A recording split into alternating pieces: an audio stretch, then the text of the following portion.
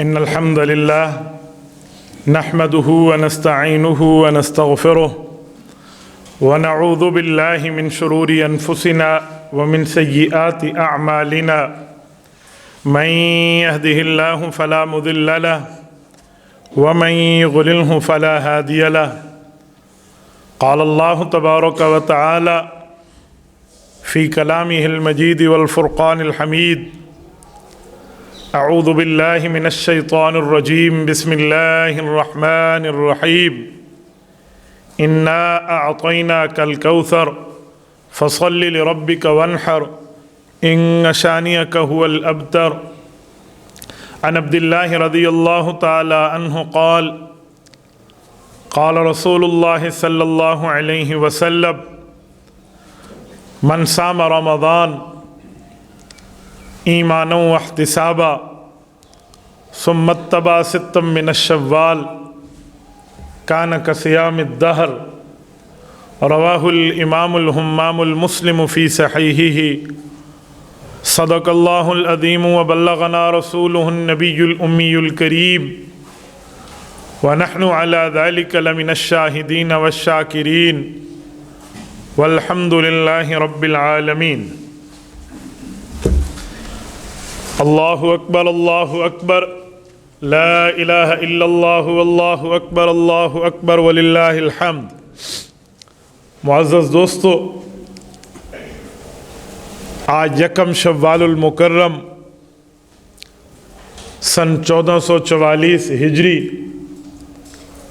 بمطابق 22 اپریل 2023 بروز ہفتہ ہے، اور آج عید الفطر کا پہلا دن ہے. اللہ تعالیٰ نے اپنے کرم سے رمضان المبارک کی نعمتیں ہمیں عطا فرما کے اس کی خوشیاں عطا فرمائی ہیں. میرے دوستو، بعض چیزیں تہوار کے طور پہ منائی جاتی ہیں جس کے منائے جانے کا مطلب اس قوم کی شناخت، اس قوم کا تعارف ہوا کرتا ہے. نبی پاک صلی اللہ علیہ وآلہ وسلم کی بعثت سے پہلے مدینہ طیبہ کے لوگ جو یہود کہلاتے تھے، وہ لوگ مہرجان کی عید، نوروز کی عید، اسی طرح مختلف ناموں کے ساتھ اپنی عیدیں منایا کرتے تھے. حضور اقدس صلی اللہ علیہ وآلہ وسلم نے اللہ تعالیٰ کے حکم سے 2 عیدوں کو جاری فرمایا. ایک عید الفطر ہے اور ایک عید الاضحیٰ ہے. یہ ہر عید کسی نہ کسی عبادت کے ساتھ جڑی ہوئی ہے. عید الفطر رمضان المبارک کے روزوں کے ساتھ جوڑی گئی، اور عید الاضحیٰ کو سنت ابراہیمی کا نام دیا گیا. نبی پاک صلی اللہ علیہ وسلم نے یہ 2 عیدیں فرمائی ہیں، ان کے احکام بیان فرمائے، ان کی نمازیں پڑھائیں، ان کے خطبے ارشاد فرمائے. اس کے علاوہ کوئی عید اسلام میں بطور عید نہیں منائی گئی، اور نہ ہی اس کے منانے کا حکم ہے. ہم کہہ سکتے ہیں جمعہ ہمارے لیے عید ہے، رمضان مومن کے لیے عید ہے، کوئی خوشی کا دن عید ہے، کہا جا سکتا ہے کہ عید کی طرح ہے، لیکن اس کو عید کر کے منانے کے لیے اس کا خطبہ بھی دکھانا پڑے گا کہ وہ بطور عید ہو، اور اس کا نبی پاک صلی اللہ علیہ وسلم کا عمل بھی دکھانا پڑے گا جو نہیں ہے. کچھ لوگ نبی اقدس صلی اللہ علیہ وآلہ وسلم کے میلاد کے دن کو عید فرماتے ہیں. تو میں ایک جملہ سمجھانے کے لیے کہتا ہوں، نبی پاک صلی اللہ علیہ وسلم کا دنیا میں تشریف لے آنا ایک عید تو کیا، لاکھوں اور کروڑوں عیدیں اس پر قربان ہیں، لیکن اس کو عید کے طور پہ منانے کا حکم شریعت میں نہیں ہے. یعنی اس سے بڑھ کے نعمت ہمارے پاس اور کیا ہوگی جب نبوت دنیا میں تشریف لائیں، پر اس کو بھی لفظ عید کے ساتھ نبی علیہ الصلوۃ والسلام نے بیان نہیں فرمایا، چاہے خوشیاں اس کی عید سے بڑھ کے کیوں نہ ہو. نبی پاک صلی اللہ علیہ وسلم کا دنیا میں تشریف لانے کا ایک مسرت اور خوشی کا پیغام لاکھوں کروڑوں عیدوں سے بڑھ کے ہو، پر عید اسلام میں عید الفطر ہے اور عید الاضحیٰ ہے۔ اس کو ہم بطور تہوار، بطور تعارف، بائی انٹروڈکشن اس کو جو ہے نا سیلیبریٹ کیا جاتا ہے۔ اور میرے دوستو، عید کی خوشی یہ اللہ تعالیٰ کا حکم ہے اور نبی پاک صلی اللہ علیہ وسلم کا عمل ہے۔ کچھ لوگ عید الفطر کے دن خوشی کا اعلان نہیں کرتے، بھئی ہمارے ہاں کوئی فوتگی ہو گئی ہے۔ ٹھیک ہے، فوتگی کا ہو جانا ایک غم کا مقام ضرور ہے، لیکن اسلام نے فوتگی پر دو قسم کے غم کی بات فرمائی ہے، ایک اہل و عیال فیملی ممبرز کے لیے اور ایک فوت ہونے والے کی بیوی کے لیے۔ بیوی کے لیے غم 4 ماہ 10 دن کا ہے جسے ہم عدت کہتے ہیں، لیکن اہل و عیال کے لیے تو 3 دن ہی ہے۔ ہاں اگر اسی 3 دنوں کا مسئلہ ہے تو پھر بندہ بطور غم رکھ سکتا ہے، لیکن اگر یہ عید کے دن کی باتیں نہیں ہیں، تھوڑا سا پہلے ہے، جو شریعت نے غم کا پیریڈ دیا ہے وہ گزر گیا، تو پھر عید کی خوشی لازمی ہے۔ اس دن بندہ خوش رہے، مبارکباد وصول کرے، مبارکباد دے، اس پر اللہ بھی راضی ہے اور رسول اللہ کا عمل بھی ہے۔ ہم نہ اپنی مرضی سے خوش ہیں نہ اپنی مرضی سے پریشان ہیں۔ جہاں شریعت نے جو بات سکھائی ہے ہم اس پہ مسلمان گویا کہ باؤنڈ کر دیا گیا ہے، وہ پابند ہے۔ ہم نہ اسلام کو بڑھانے والے ہیں نہ گھٹانے والے ہیں، جو اسلام ملا ہے اسی کو بندہ بیان کرے گا۔ آپ کی اور میری ترجیحات کا نام اسلام نہیں ہے۔ میں کہہ دوں یا آپ کہہ دیں کہ یہ چیز ہمیں اچھی لگتی ہے اس کو عبادت بنا لیا جائے، ایسا نہیں ہے۔ صحابہ کرام مرزبان ایران کے علاقے سے واپس آئے اور وہاں کی ایک ترتیب کو نبی پاک صلی اللہ علیہ وسلم کے سامنے بیان کیا کہ یا رسول اللہ، وہاں کے لوگ اپنے بادشاہ کو سجدہ کرتے ہیں، آپ تو بادشاہوں کے بادشاہ ہیں، کائنات اللہ تعالیٰ نے آپ کے لیے بنائی ہے، کائنات کی سجاوٹ کی وجہ آپ کی ذات اقدس ہے، تو ہم آپ کو سجدہ کیوں نہ کریں؟ اور واقعی اگر اللہ کے بعد سجدہ کا کوئی لائق ہوتا تو نبی پاک علیہ الصلوۃ والسلام کے لیے کرنے میں کیا حرج تھا؟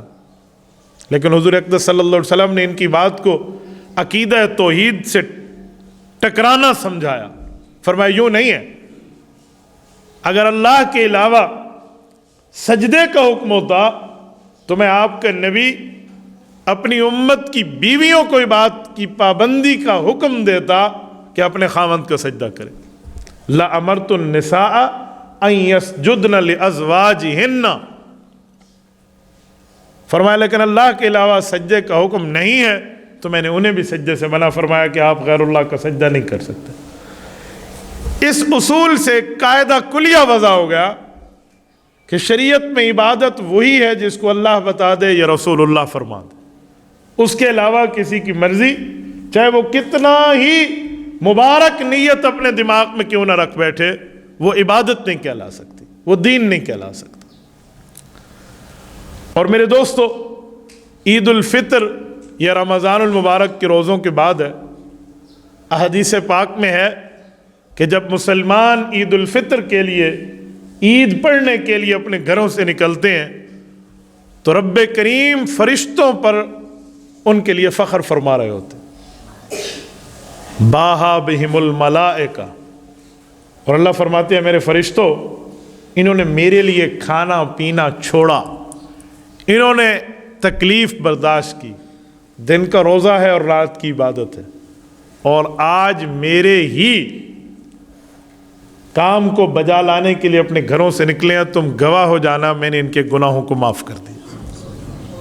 میرے دوستو، عبادت کے بعد یقیناً ہم اللہ کے نبی پاک صلی اللہ علیہ وسلم کی اس بات پہ یوں ایمان رکھتے ہیں کہ سورج مشرق کے بجائے مغرب سے نکل سکتا ہے، آقا کا فرمان غلط نہیں ہو سکتا، اللہ تعالیٰ نے مؤمنین کی بخشش فرما دینی۔ میرے دوستو، اس وقت کا جو احکامات کے معاملات ہیں وہ ہے سب سے بڑی چیز جسے ہم کہتے ہیں فطرانہ۔ یہ جو فطرانہ دیا جاتا ہے اس کا ایک نصاب اور اس کے معاملات مختصراً سمجھ لیں۔ یہ عید نماز سے پہلے کے لیے، عید نماز پہ آنے سے پہلے آپ نے دے کر آنا ہے، چاہے بندہ رمضان میں دے دے، چاہے عید سے پہلے راستے میں آتے ہوئے دے دے، لیکن اگر کسی سے غفلت ہوئی اور وہ عید تک بھی نہ دے پایا تو جتنا ٹائم دیر کی ہے اللہ کے لیے اتنی معافی اللہ سے مانگ لیں، استغفار کر لیں، ادا پھر بھی کرنا۔ نبی پاک صلی اللہ علیہ وسلم نے اس کو روزوں میں کمی بیشی کا کفارہ بتایا ہے، اور یہ 4 چیزوں کا نام ہے۔ اس میں گندم جس کو نصف سا، موجودہ مقدار 2 کلو، اور باقی 3 چیز جو ہے وہ پوری سا یعنی 4 کلو، وہ کھجور ہے، کشمش ہے اور جو ہے، یہی چیز دینا چاہیں 2 کلو اور 4 کلو میں تو بھی ٹھیک ہے، اور اگر ان کی قیمت دینا چاہیں تو موجودہ دور کی قیمت دیکھیں گے۔ یہ میں اس لیے کہہ رہا ہوں کہ پرسوں ایک آدمی نے مجھ سے مسئلہ پوچھا، وہ کہنے لگے میں نے تو بڑی سستی گندم لی تھی، تو میرے یہاں 2 کلو کی قیمت تو 80 روپے بن جائے گی، لہٰذا میں 80 روپے ہی دے دوں۔ میں نے کہا ایسا نہیں ہے، آپ کو 300 ہی دینا پڑے گا آج کے حساب سے۔ اگر آپ گندم دینا چاہتے ہیں تو 2 کلو دے دیں، پر آپ قیمت دینا چاہتے ہیں تو پھر آپ کو قیمت اس طرح دی جائے گی جو رائج الوقت ہے، جو موجودہ ریٹ ہے، کرنٹ ریٹ آپ کو یوز کرنا ہوگا۔ اور فطرانہ کون دے گا اور کون لے گا؟ نہ ہر آدمی نے دینا ہے، نہ ہر آدمی نے لینا ہے۔ جس کے پاس 52.5 تولہ چاندی جتنا مال موجود ہے، موجودہ اس کا کرنٹ ریٹ 1 لاکھ روپے کے سم تک بنتا ہے، کوئی 1-2 ہزار اوپر 1-2 ہزار نیچے، بس اسی طرح کی ترتیب مارکیٹ کی چل رہی ہے۔ یعنی اتنے مال کا کوئی مالک ہے تو اس نے اپنی طرف سے بھی دینا ہے اور اپنی اولاد کی طرف سے بھی دینا ہے، چاہے اس کی نابالغ اولاد اتنے مال کی مالک نہ ہو۔ علماء نے لکھا ہے کوئی بچہ اس دن کے سورج طلوع ہونے سے پہلے پیدا ہو گیا تو اس کا فطرانہ بھی والد کے ذمے ہے۔ ہاں، بالغ اولاد کا والد کے ذمے نہیں ہے، والد چاہے تو انہیں بتا کر دے سکتا ہے۔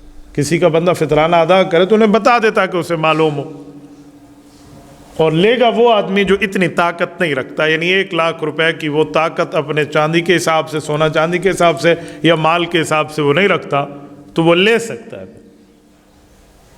یہ جو لوگ کہتے ہیں نا کہ ہر روزے دار دے گا، ہر روزے دار وہ دے گا جس کے پاس یہ نصاب ہے، ورنہ ہر بندہ دے گا تو لے گا کون؟ پھر مستحقین تو ختم، وہ بھی مسلمان ہیں، انہوں نے بھی روزے رکھے ہیں، چل تم بھی، تو نہ بابا، کچھ لینے والے ہیں کچھ دینے والے ہیں۔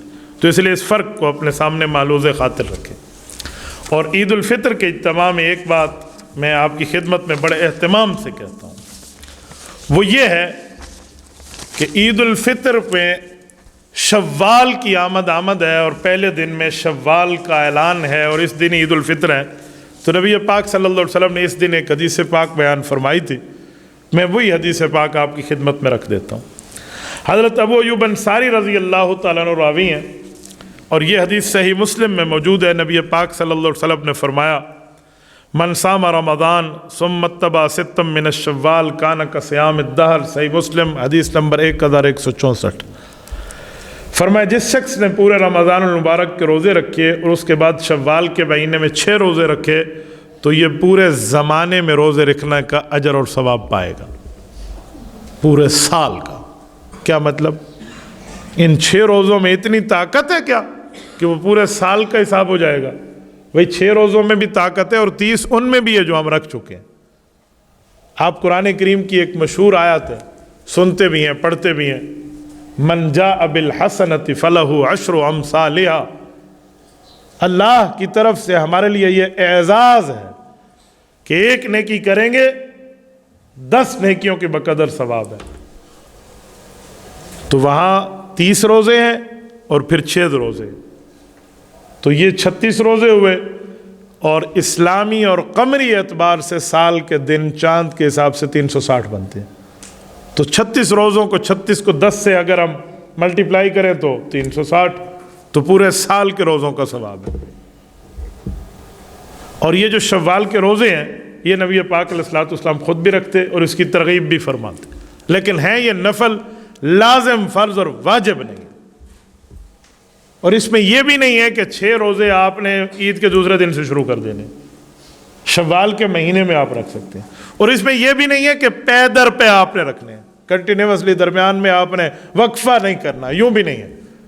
آپ ایک رکھیں پھر 4 چھوڑ کے پھر ایک رکھیں، یعنی پورے مہینے میں 6 پورے کرنے۔ تو یہ نوافل کے روزے ہیں، اس کو رکھ لینے چاہیے۔ نفلی روزہ جس طرح نفل نماز ہے نا، اس سے ہمارے فرض نماز کی کمی پوری ہوتی ہے، ایسے نفل روزہ میں فرض روزوں کی کمی پوری ہوتی ہے۔ بابا ہم وہ لوگ نہیں ہیں کہ ہم اپنی عبادت پہ یوں بیٹھ کے کہہ دیں کہ 100% ہماری عبادت نوافل میں بھی ٹھیک ہے اور روزوں میں بھی ٹھیک ہے۔ بائی نیچر، بطور انسانیت، بطور فطرت انسان سے غلطی کوتاہی ہو جاتی ہے، تو اس لیے اپنے پاس ایک ذخیرہ رکھنا چاہیے نوافل روزوں کا بھی اور نوافل نمازوں کا بھی۔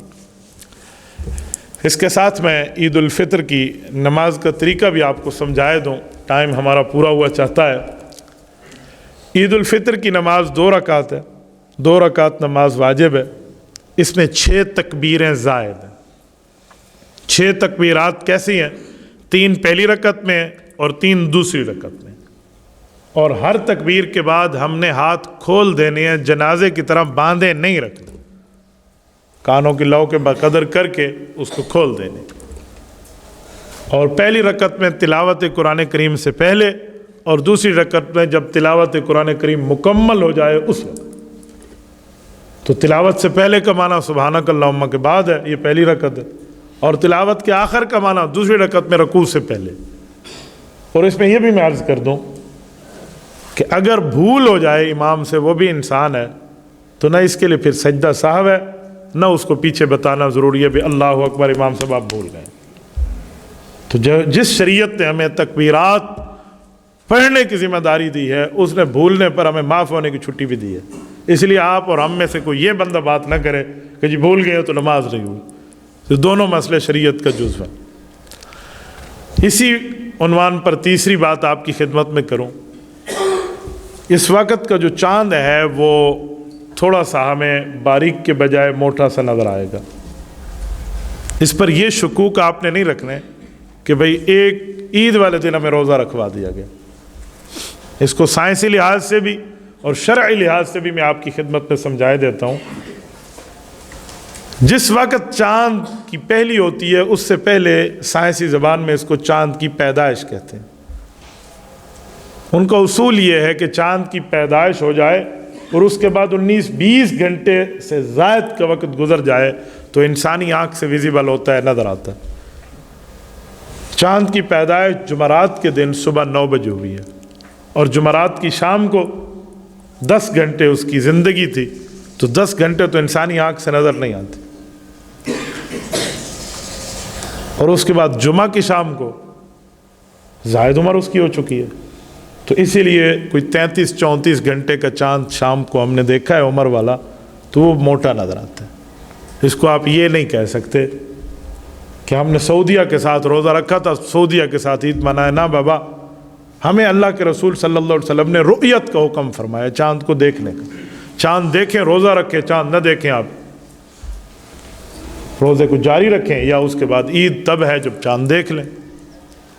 یہ جو 30 روزے پورے ہوئے ہیں، یہ نبی پاک علیہ السلام کی ایک حدیث اور سنت پہ عمل ہوا ہے۔ وہ سنت ہے اکمال ثلاثین۔ حدیث پاک میں نبی پاک علیہ السلام نے فرمایا، جس کا مفہوم ہے کہ جب روزے 29 ہو گئے پھر آپ نے چاند کو دیکھنا ہے، جم غفیر ہو دیکھنے والا۔ عید کے وقت گواہی شرط ہے، 1-2 کی خبر نہیں ہے۔ رمضان کے وقت تو خبر پہ بھی ہم رمضان کا اعلان کر دیں گے، عید کے وقت شرعی شہادت ہوتی ہے۔ جم غفیر 40 سے لے کر 70 کے درمیان کا مجمع ہوتا ہے، اتنا ہو جائے تو پھر آپ عید کا اعلان کریں۔ اور اگر ابر آلود ہے یا اس سے کم شہادتیں ہیں تو پھر شریعت ہمیں اکمال ثلاثین کی سنت کی بات کرتی ہے کہ 30 روزے پورے کر لیں۔ تو رسول اللہ صلی اللہ علیہ وآلہ وسلم کی اس حدیث پاک پہ ہی عمل ہو۔ کچھ گواہیاں ہمارے پاس بھی آئی ہیں یہاں جامع مسجد کلام میں، لیکن وہ شرعی نصاب کو نہیں پہنچتی تھی۔ جب شرعی نصاب کو نہ پہنچے تو اس کے لیے شریعت میں حل موجود ہے کہ آپ اس کی 30 پورے کر لیں، تو اس حدیث پاک پہ عمل کیا گیا۔ ورنہ یہ قیامت کی بات کہی گئی ہے کہ لوگ کہیں گے چاند موٹا ہے لہذا غلطی ہو گئی، چھوٹا ہے جی ایسا ہو گیا۔ میں سمجھانے کے لیے کہتا ہوں، بھئی آپ نے 29 روزے علماء کے اس گولا بجانے پہ اور سحر افطارینی کے کہنے پہ کیے ہیں، تو آخری روزہ بھی علماء پہ اعتماد کر لیں، وہ ان کو بھی اپنی قبر آخرت نظر آ رہی ہے۔ اقول قولی ھذا واستغفر اللہ وآخر دعوانا ان الحمد للہ رب العالمین۔